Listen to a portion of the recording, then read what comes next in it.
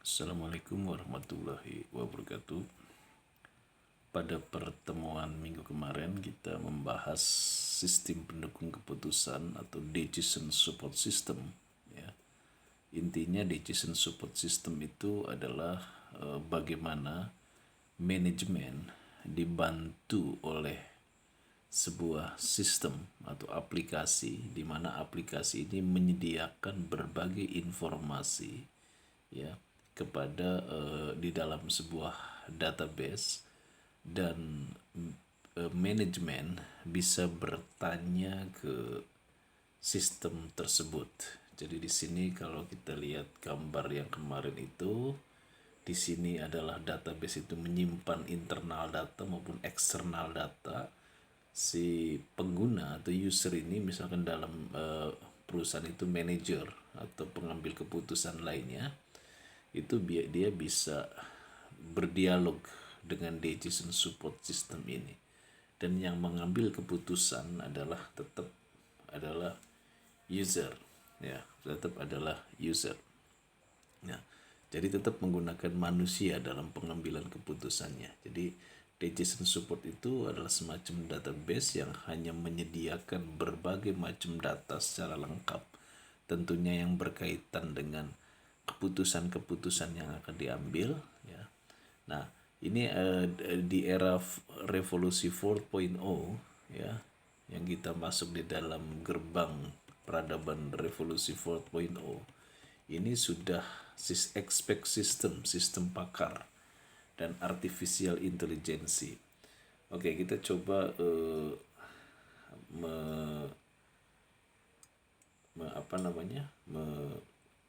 memberikan definisi dulu mengenai apa itu expert system, ya, atau sistem pakar atau sistem ahli, ya. Expert system adalah sistem, ya, yang menampung berbagai keahlian yang dimiliki oleh pakar sehingga membantu keputusan manajerial. Sebetulnya hampir sama ini, ya. Jadi misalkan begini, kalau kita di bahasa Indonesia kan expert itu adalah pakar, ya, pakar dalam bidang tertentu. Nah, ini adalah berbagai macam keahlian para pakar ini dimasukkan ke dalam sebuah database sehingga dia bisa membantu keputusan sendiri tanpa adanya bantuan manusia karena tingkat kecerdasannya itu. Jadi mungkin Anda pernah dulu, kalau Anda coba di googling, ada pertandingan catur Garry Kasparov melawan Deep Blue, ya. Melawan Deep Blue. Deep Blue itu adalah semacam komputer yang dibuat oleh IBM. Saya lupa tahunnya, tapi Anda coba buka saja di Google itu Garry Kasparov vs Deep Blue. Garry Kasparov adalah grandmaster tingkat dunia, ya. Pada saat itu dia adalah juara catur tingkat dunia. Kemudian dia bermain catur dengan Deep Blue itu. Pada putaran pertama si Garry Kasparov menang, ya. Pada putaran kedua Garry Kasparov kalah, dan pada putaran ketiga antara Garry Kasparov dengan sistem itu remis, ya, atau tidak ada yang menang, tidak ada yang kalah, remis dalam istilah catur. Nah, itu menurut Garry Kasparov, saya sesungguhnya tidak melawan sebuah mesin, tapi saya sesungguhnya dikeroyok oleh beberapa orang ahli catur seluruh dunia. Jadi kalau kita menangkap perkataan Garry Kasparov itu, pada dasarnya adalah sebuah sistem itu cerdas itu karena berbagai macam pakar. Kalau dalam hal ini catur yang tadi adalah berbagai macam ahli catur. Langkah-langkahnya para grandmaster itu dikumpulkan dalam satu database. Jadi expect system ini misalkan kita pengen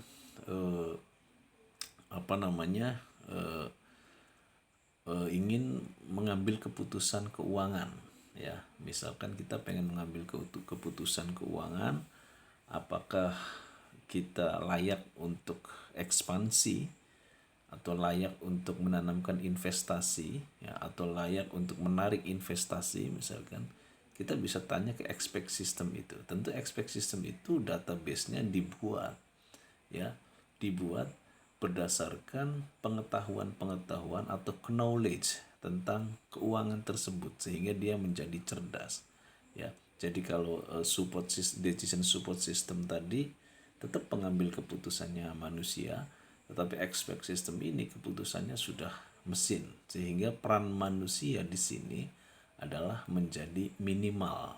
Nah, makanya di sini kalau kita lihat, sedangkan artificial intelligence adalah kecerdasan buatan yang dapat berpikir memecahkan masalah.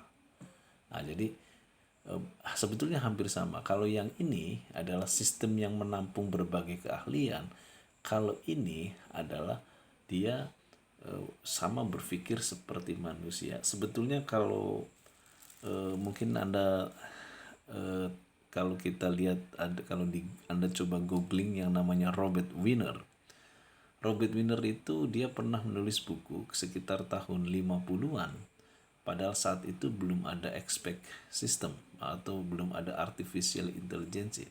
Robert Wiener ini menulis sebuah buku, ya, dan yang berjudul dengan Cybernetic, ya.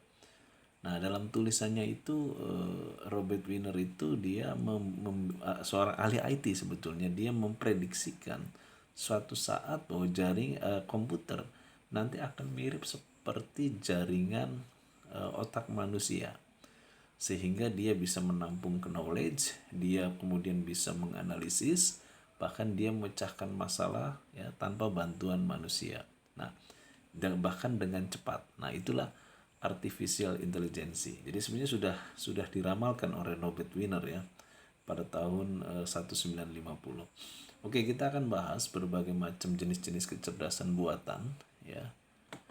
Dalam perkembangannya memasuki revolusi 4.0, artificial intelligence dapat dikelompokkan sebagai expect system, ya, sudah kita bahas tadi. Jadi expect system itu sebenarnya bagian daripada artificial intelligence. Expect system atau sistem pakar komputer sebagai sarana untuk menyimpan pengetahuan para pakar. Jadi berbagai macam pengetahuan ada di situ. Misalkan kita ingin membuat sebuah expect system manajemen keuangan, misalkan rumus mengenai solvabilitas, rumus mengenai likuiditas, rumus mengenai rentabilitas. Pokoknya hal-hal yang mengenai analisa keuangan, model-modelnya, rumus-rumusnya ada semua di dalam database tersebut. Sehingga ketika data masuk, baik neraca maupun rugi laba, si expect system ini dia akan membuat keputusan sendiri, ya, tanpa bantuan adanya manusia. Manusia itu hanya input data saja di situ. Nah, jadi di sini ekspresi, tapi dia pun tidak menjadi cerdas kalau seandainya tidak diisi knowledge. Nah, ini sebetulnya ajas kerjanya sama seperti otak kita. Anda mungkin waktu SD, knowledge yang Anda masukkan dalam database otak Anda tidak banyak, sedikit. Maka Anda pengetahuannya juga sedikit. Semakin Anda naik lagi, Anda belajar dari SD, SMP, banyak lagi knowledge yang Anda peroleh. Sampai SMA, sampai perguruan tinggi, banyak lagi knowledge. Makanya kalau Anda pengen cerdas, harus membaca banyak pengetahuan, ya, banyak baca buku, harus menyerap berbagai macam wawasan. Nah, itu jadi sistem pakar itu bekerjanya demikian. Yang kedua, di era sekarang ada natural language processing, ya. Bahkan kita sudah bisa bahasa alam itu maksudnya begini. Mungkin Anda dulu mungkin expect system itu kita harus menulis teks ke dalam komputer. Tapi sekarang kita ngobrol saja dengan bahasa. Taruhlah expect system itu sudah diprogram dengan bahasa Indonesia, maka dia akan menjawab lagi dengan bahasa. Mungkin kita kenal dengan berbagai macam robot yang sekarang berkembang, itu bisa berkomunikasi dengan bahasa manusia yang sudah diprogram komputer. Bisa jadi dia diprogram bahasa Indonesia, bisa jadi dia diprogram dengan bahasa Inggris. Itu namanya natural language processing. Nah, kemudian ada speech recognition, pengenalan suara manusia, perintah dengan ucapan. Mungkin kalau Anda di Google, Anda mungkin ngetik biasanya dulu, tapi sekarang Anda memerintahkan di Google untuk mencari sesuatu kata, nanti dia akan menjawab. Nah, itu adalah dia mengenali suara manusia, ya. Berarti di sini ada sensor. Sensornya adalah sensor suara. Selanjutnya adalah robotika dan sistem sensor. Nah, sebetulnya kalau ini adanya teknik informatika nih ya. Jadi kalau Anda melanjutkan ke teknik informatika, Anda menemukan yang namanya robotika dan sistem sensor. Komputer bisa menggerakkan sesuatu dan mengenal objek tertentu dengan sensor yang dimiliki yang sudah terprogram. Jadi mungkin suatu saat mobil tidak usah tanpa kemudi, ya, karena mobil itu berjalan dengan sendirinya. Ketika di depan ada halangan dia belok kan gitu kan, atau dia sudah di setel di jalannya kemana dia akan menuju. Nah itu sudah menggunakan sistem sensor, ya. Sistem sensor sekarang itu kan lagi dikembangkan, misalkan pesawat tanpa awak atau kendaraan-kendaraan militer tanpa awak. Jadi ketika berperang sudah tidak menggunakan tentara lagi karena sudah menggunakan robotika dan sistem sensor. Biasanya ini dalam program studinya adanya pada teknik informatika. Jadi kalau sistem informasi itu dia hanya menghasilkan sebuah rekayasa perangkat lunak, kalau prodi teknik komputer itu dia menghasilkan perangkat keras. Tapi kalau teknik informatika ini gabungan antara keduanya. Bagaimana sebuah program atau software bisa menggerakkan sesuatu. Nah itu robotika sistem sensor. Kemudian ada computer vision, menginterpretasikan gambar atau objek tampak melalui komputer. Jadi sekarang ada pengenalan wajah ya, kalau kita lihat. Sekarang ada pengenalan wajah dari misalkan mungkin dulu data manusia itu hanya melalui sidik jari atau misalkan melalui kode, tapi dari pengenalan wajah itu bisa tahu, oh itu wajahnya siapa. Itu komputer bisa membaca tadi, dia menginterpretasikan gambar. Ini bisa digunakan misalkan dalam pemotretan peta, ya. Baik, biasanya kalau anak-anak program studi teknik geodesi ya, dia bisa memoto sebuah dengan pesawat atau satelit, memoto sebuah objek, ya. Nah itu adalah computer vision. Kalau tadi adalah dia bisa mendengar, ya, dia bisa bicara. Kalau ini adalah dia bisa memandang, kemudian dia menganalisa. Ya, ada juga komputer ini juga ancaman bagi guru ya atau pengajar lainnya. Suatu saat komputer dia bisa menjadi tutor atau dia melatih dan mengajar. Ya, jadi kalau kita lihat semakin ke sana peran manusia semakin mengecil karena ada teknologi itu. Ya, makanya Anda bagaimana ke depan Anda itu belajar itu adalah belajar kreatif, ya, belajar kreatif. Karena kalau hanya mengandalkan intelijensi Anda, kecerdasan Anda akan kalah dengan mesin ini yang disebut dengan artificial intelligence. Jadi yang kalau komputer sebagai pengajar atau sebagai tutor itu yang disebut dengan intelligent computer aided instruction, ya. Terus yang paling banyak sekarang yang masuk dunia industri yaitu game playing. Ya, kalau saya lihat ada di jurusan informatika, saya lihat di kampus lain ada yang konsentrasinya memang mahasiswa itu membuat games, program games, namanya game playing, ya. Jadi game playing ini adalah kecerdasan buatan untuk pembuatan aplikasi game. Nah, yang ini kalau di dunia industri yang banyak ini ya. Karena kita lihat banyak sekali game, bahkan game ini menjadi sebuah cabang olahraga tersendiri yang disebut dengan e-sports, ya. Nah, kemudian ada juga soft computing, ya. Soft computing itu adalah sebuah inovasi, ya, dalam membangun sistem cerdas, yaitu sistem seperti manusia pada mampu beradaptasi dan belajar, ya.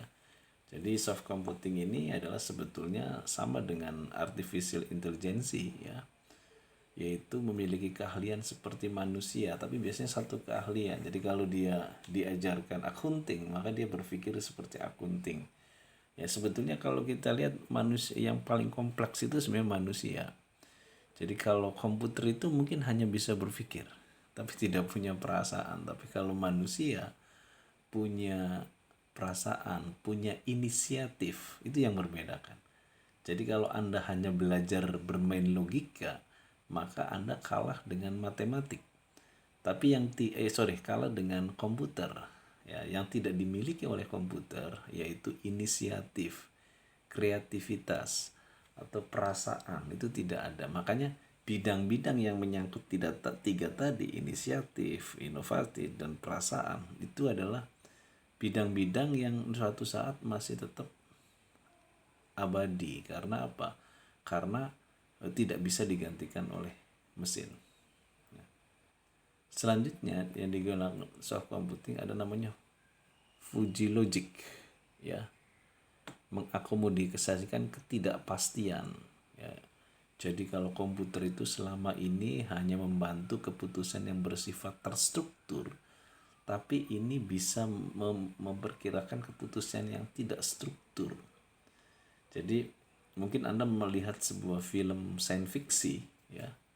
Misalkan Anda pernah melihat film Star Trek, ya. Star Trek itu sebuah pesawat ruang angkasa yang dirancang autopilot, ya, berjalan dengan sendirinya. Ketika dia menghadapi situasi misalkan goncangan di masuk atmosfer, atau misalkan ada asteroid dalam film itu, ya, terus kemudian ada gangguan-gangguan lain, pesawat itu bisa berpikir, dia bisa mengantisipasi berbagai macam ketidakpastian, ya, sehingga bagaimana awak pesawat itu selamat. Itu namanya Fuji Logic, ya. Ada juga artificial neural network, itu adanya di robot, ya. Jadi bagaimana meniru jaringan saraf seperti manusia. Nah, ini sebetulnya ramalannya Robert Wiener tadi. Jadi suatu saat orang akan menciptakan jaringan saraf seperti manusia. Ya, ini adanya di robot, ya. Ada lagi probabilistic reasoning, mengakomodasi ketidakpastian. Ini hampir sama dengan Fuji Logic, ya. Sama sebetulnya, cuman ada beda istilah saja di sini. Jadi bagaimana suatu saat komputer itu membantu keputusan yang tidak terstruktur, dia akan bisa menjawab. Nah, kemudian algoritma genetika, evolusi sistem algoritma pada komputer. Ini agak panjang penjelasannya, ya. Jadi gini, Anda ketika membuat program itu adalah Anda pasti menggunakan teori logika algoritma, ya, program. Anda mempelajari waktu semester 2 atau semester 1 Anda belajar mengenai logika algoritma. Dari situ dasarnya. Nah, kemudian algoritma ini dia mengalami sebuah evolusi, perubahan, ya. Algoritma berubah dengan sendirinya, kemudian dia menjadi kompleks dan dia bisa menjawab berbagai macam persoalan, ya. Oke, ada mahasiswa yang bertanya begini waktu pertemuan kemarin, ya, ada yang melalui WA bertanya demikian, Pak, apakah pelajaran yang kami dapat di kampus ini dengan belajar pemrograman terstruktur, apakah kami nanti bisa membuat yang namanya artificial intelligence? Jadi sebetulnya begini, Anda sebetulnya ketika membuat tugas akhir, yaitu sistem informasi, sebetulnya Anda itu adalah sama halnya bagaimana komputer itu berpikir, mengelola misalkan input, proses, output. Nah, cuman bedanya dalam artificial intelligence ini knowledge-nya, data-data pengetahuannya sangat kompleks sekali. Jadi sama halnya logikanya seperti ini. Kalau Anda bikin TA, Anda mungkin sederhana. Misalkan sistem informasi penggajian, data-data Anda itu pasti tidak jauh dengan nama pegawai, kemudian nomor, ya, nomor pegawai, kemudian pekerjaannya apa, terus kemudian dia jabatannya apa, hanya sebatas itu. Kemudian Anda proses, kemudian si A gajinya segini, dia nomornya begini di bagian itu sebenarnya sama, itu sederhana. Tapi kalau ketika Anda membuat sebuah artificial intelligence, metodenya sebetulnya hampir sama yang dibuat seperti pemrograman terstruktur itu, cuman dia lebih kompleks. Lebih kompleks bukan saja data mengenai pegawai yang Anda biasa bikin TA itu, pegawai terus kemudian apa namanya nomor, tapi lebih kompleks ya.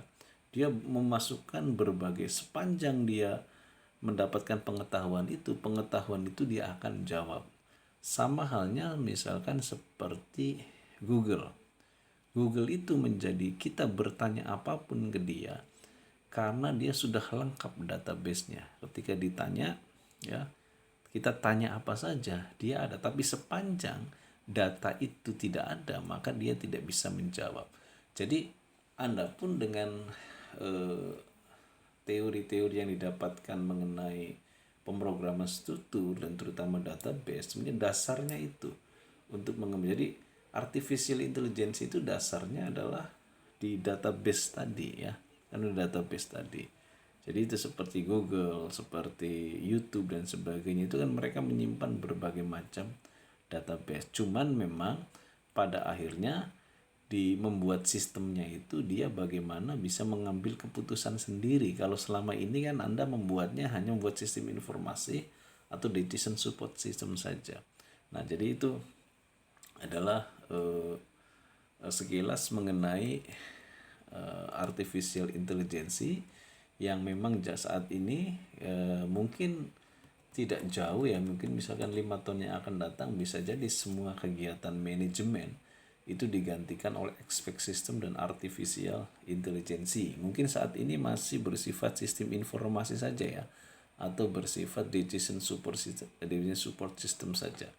Makanya kalau Anda lihat di YouTube itu, coba Anda buka YouTube, banyak pekerjaan-pekerjaan yang terancam gara-gara adanya revolusi 4.0 ini sebenarnya ancaman bagi manusia. Makanya Anda harus punya bekalnya, yaitu punya pemikiran inisiatif, kreativitas, dan Anda pekerjaan-pekerjaan yang memang menggunakan perasaan itu tidak bisa dilakukan oleh robot atau kecerdasan buatan. Mungkin sampai sini dulu mata kuliah mengenai yang berjudul ya, di sini ada judulnya ya, keputusan manajerial dan pemrosesan transaksi dalam sistem informasi. Jadi keputusan itu, saya ulangi lagi, ada yang hanya menggunakan sistem informasi manajemen yang sederhana, ada yang menggunakan decision support system, dan yang termutakhir adalah sudah mengambil keputusan sendiri komputer itu yang disebut dengan expect system atau artificial intelligence. Sampai di sini mata kuliah ini, nanti kita lanjutkan ke bab selanjutnya, yaitu bab 4, yaitu mengenai untuk minggu depan kita bahas di sini ya, mengenai mengelola sumber daya informasi. Wabillahi taufiq wal hidayah. Wassalamualaikum warahmatullahi wabarakatuh.